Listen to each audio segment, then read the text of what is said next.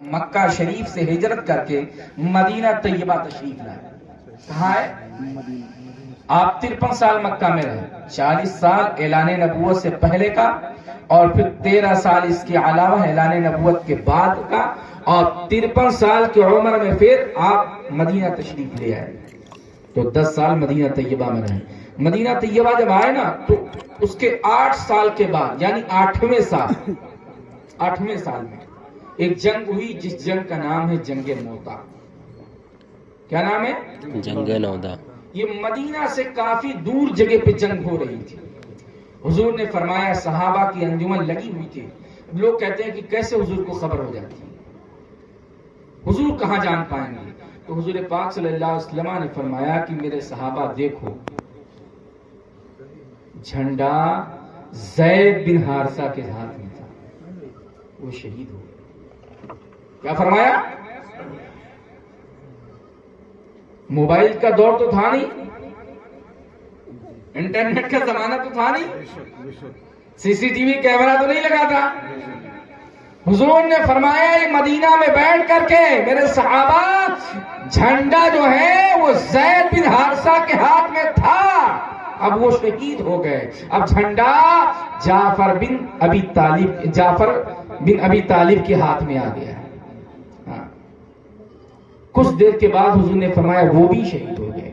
اب جھنڈا عبداللہ بن رواحہ کے ہاتھ میں آیا ہے. کچھ دیر کے بعد حضور نے فرمایا وہ بھی شہید ہو گئے. اب جھنڈا خالد بن ولید کے ہاتھ میں آیا ہے. ان کے ہاتھ پر اللہ تعالیٰ فتح یابی حاصل کی. سبحان اللہ سبحان اللہ. کیا انبیاء کو دیکھنے کی ضرورت ہمارے اور آپ کے طریقے سے نہیں ہے کہ ہمارے اور آپ سمجھ کی کوالٹی الگ ہوتی ہے. اگر وہ ہمارے ہی طرح ہوتے تو ہم سب کیا ہوتے؟ گویا کہ جب وہ ہم طرح بنائے ہی نہیں گئے تو پھر ہم ان کو اپنی طرح کیسے سوچیں کہ کیسے جان جاتے ہیں. اللہ فرماتا ہے پارہ نمبر 29 کے اندر ہے، عالم الغیب ولا یظہر علی غیبہ احدا الا من ارتضی من رسول. اللہ اپنے غیب پر کسی کو مطلع نہیں فرماتا سوائے اپنے پسندیدہ رسولوں کے. اللہ اپنے غیب پر کسی کو مطلع نہیں فرماتا سوائے اپنے، بولو، سوائے اپنے پسندیدہ رسولوں کے. تو رسول اللہ کے پسندیدہ بندے ہیں، اور تمام رسولوں میں جو سب سے خاص ہے، سب سے مقبول ہے، سب سے افضل ہے، وہ محمد عربی صلی اللہ علیہ وسلم ہے. جہاں اللہ تمام نبیوں کو، تمام رسولوں کو، تمام طرف اپنے مقبول بندوں کو یہ طاقت و کوالٹی دیتا ہے کہ وہ غیب کی خبریں جان جائے، تو پھر اپنے نبی کو بدرجہ اولا یہ کوالٹی دیتا. ہم کو قرآن سے نبیوں کو سمجھنا چاہیے، اولیاء کو سمجھنا چاہیے، اللہ کے نیک بندوں کو سمجھنا چاہیے. تو اللہ قسم کھا رہا ہے کس کی؟ حضور کے زمانے کی قسم. اللہ قسم کھا کے کہہ رہا ہے والعصر، قسم ہے زمانے محبوب کی. کتنے مقبول ہیں حضور اللہ کی بارگاہ میں کہ جس زمانے میں ہو اللہ اس زمانے کی قسم اٹھا لے، جس شہر میں ہو اللہ اس شہر کی قسم اٹھا لے. اگر وہ زلفیں بکھیرے تو اللہ قسم اٹھا لے، وہ چلے تو اللہ قسم اٹھا لے، وہ بولے تبسم فرمائے تو اللہ قسم اٹھا لے. اللہ سے پوچھو کہ اللہ تیرے محبوب کا رتبہ کیا ہے، تیرے محبوب کا مرتبہ کیا ہے، تیرے محبوب کی شان کیا ہے، تیرے محبوب کی کوالٹی کیا ہے. مگر جو ایمان لائے اور اچھے کام کیے وہ کامیاب ہے، وہ کامران ہے، وہ فلاح پا گئے، وہ کامیاب ہو گئے، وہ بلندی کو پہنچ گئے کہ جو ایمان لائے اور اچھے کام کیے. آگے فرمایا وتواصوا بالحق، جس نے حق کی وصیت کی، وتواصوا بالصبر، اور جس نے صبر کی تاکید کی، وہ لوگ کامیاب و کامران ہیں. اور جو اس سے الگ ہٹ گئے وہی گمراہ ہیں، وہی نقصان میں ہے، وہی خسارے میں ہے. تو اللہ نے یہ تو نہیں فرمایا کہ تم ایمان لے آؤ بس کافی ہے. اللہ نے جہاں ایمان کی بات کہی وہی اعمال کیا، الا الذین آمنوا وعملوا الصالحات، مگر جو ایمان لائے اور اچھے کام کیے. قرآن سے پوچھو، قرآن مسلمان کسے کہتے ہیں؟ تو مولانا شمیم صاحب بیٹھے ہیں، آپ ان سے پوچھیں تو قرآن کریم پارہ نمبر 9 کے اندر یہ آیت کریمہ موجود ہے۔ اللہ تعالیٰ ارشاد فرماتا ہے الذین یقیمون الصلاۃ ومما رزقناہم ینفقون، وہ لوگ جو ایمان لائے اور نماز قائم کی اور خدا کے دیے ہوئے رزق سے اس کی راہ میں خرچ کی۔ اور پھر پارہ نمبر 1 سورہ البقرہ کے اندر، پارہ نمبر 1 سورہ البقرہ کے اندر قرآن میں صاف صاف یہ بات موجود ہے، کیا؟ الف لام میم ذالک الکتاب لا ریب فیہ ھدی للمتقین الذین یؤمنون بالغیب ویقیمون الصلاۃ ومما رزقناہم ینفقون۔ یہاں بھی تو یہ بات موجود ہے کہ وہ لوگ جو ایمان لائے اور نماز قائم کی اور خدا کے دیے ہوئے رزق سے اس کی راہ میں خرچ کیا۔ وہاں تو صاف فرمایا اولئک ھم المؤمنون حقا، یہی سچے مسلمان۔ اب بتاؤ نماز نہ پڑھ کر کے ہم اپنے آپ کو کیا بنا رہے ہیں؟ ایمانداری سے بتاؤ، آپ ڈرتے نہیں؟ ہم ڈرتے نہیں؟ خوف نہیں آتا؟ ڈر نہیں لگتا ہے؟ ایک لائٹ کا تار ہمارے اور آپ کے گھر کے سامنے سے جو گزرتا ہے، جس سے ہمارا گھر روشن ہوتا ہے، اس سے کیبل جوڑ لیتے ہیں تو بجلی کا بل بھی اس پہ آتا ہے، لیکن بتاؤ وہ لائٹ کا تار اگر گر جائے تو بتاؤ آپ نکلو گے؟ نہیں نکلیں گے، ڈر لگے گا۔ گھر کا اگر کوئی بچہ نکلنے والا ہو تو نکلنے دیں گے؟ بیوی، لوگوں ہوش کے ناخن لو، ہوش کے ناخن۔ نماز کا ٹائم ہو گیا ہے، ہمارا تمہارا خالق کائنات، مالک ارض و سما، تمام کائنات کو وجود بخشنے والے پروردگار نے فرمایا ان الصلاۃ کانت علی المؤمنین کتابا موقوتا، بے شک نماز باندھے ہوئے وقت سے مسلمانوں پر فرض کی گئی ہے، باندھے ہوئے وقت سے۔ کس پر فرض کی ہے؟ ایمان والوں پر۔ اب اگر ہم نماز نہ پڑھیں تو ہم اپنے آپ کو کیا بنا رہے ہیں؟ دعویٰ ہمارے پاس ہے، ہم بھیا پکے ایمان والے ہیں، پکے، 1% بھی کچے نہیں، پکے ایمان والے ہیں۔ اور ایمان والوں کی علامت کیا بیان فرمائی؟ کہ وہ اعمال کی فکر کرتے ہیں۔ صحابہ سے جنہوں نے علم سیکھا، صحابہ سے حضرت حسن بصری رحمت اللہ تعالی علیہ، وہ کہتے ہیں میں نے قرآن کریم کی تفسیر میں پڑھا کہ اس میں یہ لکھا ہوا ہے کہ بغیر عمل کے بخشش کی امید، بغیر عمل کے بخشش کی امید، اگر آپ بغیر عمل کے بخشش کی امید رکھتے ہیں تو یہ تو ویسے ہی ہو گیا کہ کھیت میں آپ نے دانا نہ ڈالا اور گھر پر فصل کاٹ کے لانے کی نیت رکھی۔ کیوں مولانا صاحب؟ کھیت سے مراد ایمان کو زرخیز زمین سمجھ لیجیے، زرخیز بیج نہ ڈالا جائے تو کھیت چاہے جتنا زرخیز ہو وہ ایک دن بنجر ہو جائے گا۔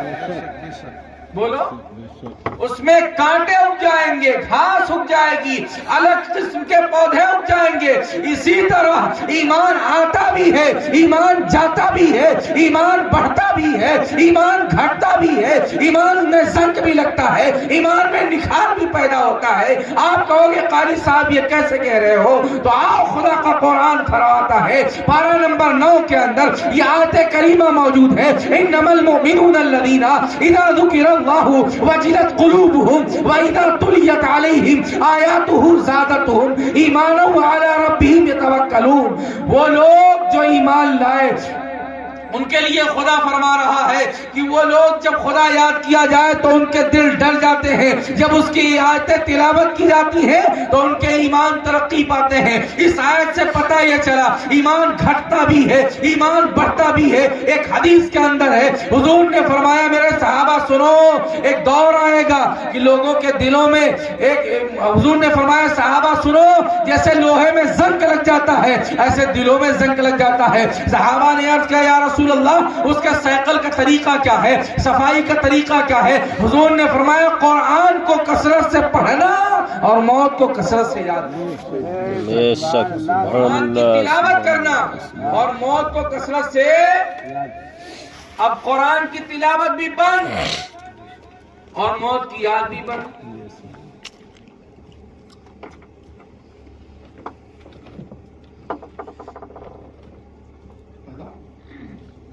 موت کی یاد بھی بند اور قرآن کی تلاوت۔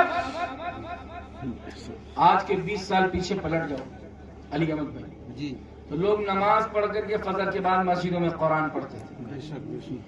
20 سال پیچھے پڑھ پھر دیکھو یہی زمین تھی نا، یہی آسمان کے نیچے تھی مسجدیں، اور آج بھی اسی آسمان کے نیچے ہیں۔ نہ زمین بدلی نہ آسمان بدلا، بدلا تو صرف انسان بدلا۔ تم سمجھتے ہو وہ پیغمبر ان کی مدد آئی، صحابہ ان کی مدد آئی تو ان لوگوں نے کیا، اولیاء ان کے ساتھ اللہ تھا، تمہارے ساتھ کون ہو گیا بھائی؟ وہی خدا ہے، محمد وہی صلی اللہ علیہ وسلم وہی خدا ہے، محمد وہی، نماز وہی، عزا وہی ہے، مگر جذبہ بلال عزا وہی ہے مگر جذبہ ہم صرف اور نہ کرنے والا بہانہ ہی ڈھونڈتا ہے، نہ کرنے والا، کرنے والے سے غلطی ہوتی ہے، کاہل سے غلطی نہ، جب وہ کروے نہیں کرے گا غلطی کیا ہوگی؟ کرو گے غلطی ہو، اللہ فرماتا ہے غلطی کرو توبہ کرو۔ جو بندہ اللہ کی بارگاہ میں توبہ نہیں کرتا اللہ اس سے ناراض ہوتا ہے۔ یہ تو امت محمدیہ کے اوپر اللہ نے کتنا بڑا احسان کیا ہے کہ اللہ نے توبہ کا آپشن رکھا، ورنہ یا پیچھے پلٹ جاؤ، ان نبیوں کی امتوں پر نظر ڈالو، قرآن پڑھو، پتہ چلے گا کہ ایسی ایسی امتیں اس زمین پر آئی ہے کہ اگر وہ گناہ کرتی تھی، مطلب یہ کہ اگر کسی نے اپنی بستی سے نکل کر کے یا اپنے ملک سے نکل کر کے کسی بستی میں جا کر کے گناہ کیا، زنا کیا، تو اس کی پیشانی پہ لکھ دیا جاتا تھا، اس کے دروازے پر نام لکھ دیا جاتا تھا۔ لیکن اس امت پر اللہ نے کتنا احسان فرمایا، پردہ مار دیا۔ اگر پردہ اٹھا دے تو میاں بیوی کے سامنے، بیوی میاں کے سامنے، باپ بیٹے کے سامنے، بیٹا باپ کے سامنے، اور کیا کہتے ہیں کہ بہن بھائی کے سامنے، بھائی بہن کے سامنے شرما جائے گا، شرما جائے گا۔ نظر ڈال کے دیکھیں ہم اور آپ اپنے اوپر، چھانکیں اپنے آپ پر۔ لیکن یہ تو خدا کا احسان ہے نا، ہاں اس نے پردہ مار دیا۔ جو یار اتنا بڑا احسان کیا اسی کو بھلا دیے۔ بولو، اگزامپل کے طور پہ ایک بات کہنا چاہتا ہوں، اگر ہم اور آپ خدا نخواستہ یہاں سے نکلیں اور ابھی سرولی پہنچے یا کسی اور رخ پہ ہم کو جانا ہو اور جائیں، اور سوء اتفاق ہم گریں، ایکسیڈنٹ ہو جائے، چوٹ لگ جائے، تکلیف پہنچے ہمیں، اور اس وقت گھر کا کوئی فرد نہ ہو، اٹھانے والا مسلم ہے، نان مسلم ہے، کرسچن ہے، بودھ ہے، جین ہے، پارسی، کسی بھی دھرم اور مذاہب اور مکتبہ فکر کا ماننے والا آدمی ہو، وہ اگر اٹھا کر کے ہمیں ہاسپٹل پہنچائے اور وہ وہاں موجود ہو یا نہ موجود ہو، بتانے والا بتائے کہ فلاں آدمی نے تیرے ساتھ احسان کیا ہے، میاں وہ جب تک زندگی میں ملے گا کہو کہ بھیا تیرا احسان ہے، تو نے پہنچایا۔ لوگوں، اتنا بھی تمہارے خدا کا احسان تم پر نہ رہا، تم کو سمجھنا ہی کہ جس نے ہماری زندگی میں بندگی کی توفیق ڈالی، ہماری باڈی کے اندر روح ڈالی، ہمیں زندہ رکھا، ہمیں ہاتھ دیا، ہمیں تمام تر چیزوں سے، نعمتوں سے نوازا ہے، اس کا اتنا احسان ہم نے فراموش کر دیا۔ ہمیں سوچنا چاہیے رات کے اندھیرے میں، اگر ہم جب ہم مادر شکم نے زندگی کو دینے والے خدا نے مادر شکم کے اندر فرشتوں کو مقرر کیا، اس کی بہترین ناک بناؤ، اس کا بہترین منہ بناؤ، اس کی بہترین آنکھیں بناؤ، اس کے کان بہترین بناؤ، اس کے دماغ کی کیپیسٹی بڑھاؤ. جانتے ہو تمہارے دماغ کی کیپیسٹی کیا ہے؟ یہ دماغ کی جو میموری ہے، جیسے ہم اور آپ موبائل میں چپ ڈالتے ہیں، اس کی ایک کوالٹی ہوتی ہے، اس کی ایک کیپیسٹی ہوتی ہے. اسی طرح یہ جو دماغ ہے، اس کی کیپیسٹی ہے، اس میں اتنی طاقت ہے، اتنی قوت اللہ نے رکھی ہے کہ اگر اس میں ویڈیو بنا دی جائے تو 300 برس تک اس ویڈیو کو بغیر کسی وائرس آئے اس کو ملاحظہ کر سکتے ہیں. سبحان اللہ سبحان اللہ. دیکھتے ہیں 24 گھنٹے کے اندر یہ 23,000 بار اندر لیتا ہے، 23,000 بار باہر پھینکتا ہے. ایک ڈائلیسس 24 گھنٹے کے اندر ہماری اور آپ کی کڈنی 25 بار ڈائلیسس کرتی ہے. ایک ڈائلیسس کی قیمت کم سے کم 3,3500 روپے 4,000 روپے تک ہوتی قیمت ہوتی ہے. آپ بتاؤ کہ 24 گھنٹے میں ہماری کڈنی 25 بار ڈائلیسس کر رہی ہے، لاکھوں کا کام فری ہو رہا ہے، پھر بھی اس خدا کو بھول گئے. بے شک بہت خوب.